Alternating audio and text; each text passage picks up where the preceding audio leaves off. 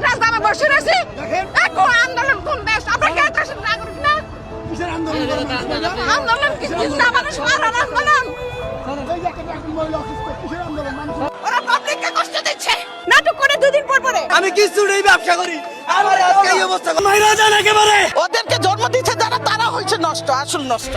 দেশের ভিতরে যে ধরনের ফাইজলামি শুরু হয়েছে কিছুই রাস্তা ব্রেকের দিয়া আন্দোলন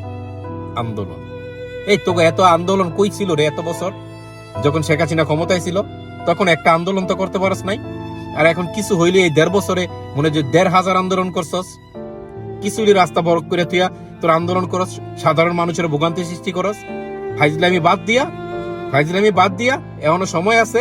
মানুষকে কিভাবে দেশটা সুন্দরভাবে গড়া যায় কিভাবে মানে ভালোভাবে দেশটা সামনের দিকে এগিয়ে যেতে পারে ওই ধরনের কাম কাজ কর তোকে কি কোন খায়ালে কোনো কাম কাজ নাই কিছুলি রাস্তা ব্রকেট দিয়ে বয়ে থাকবি সাধারণ মানুষের কষ্ট দিবি সাধারণ মানুষ কি এগুলো তোদের পছন্দ করে এখন তুই সাধারণ মানুষের জিজ্ঞাসা করে দেখ যারা খেটে খায় কেউ তোদের এই ফাইজলামি এখন পছন্দ করে না ভালো হয়ে যায় এই ধরনের ফাইজলামি করিস না এই ধরনের ফাইজলামি করে জনগণের ভোগান্তির সৃষ্টি আর করিস না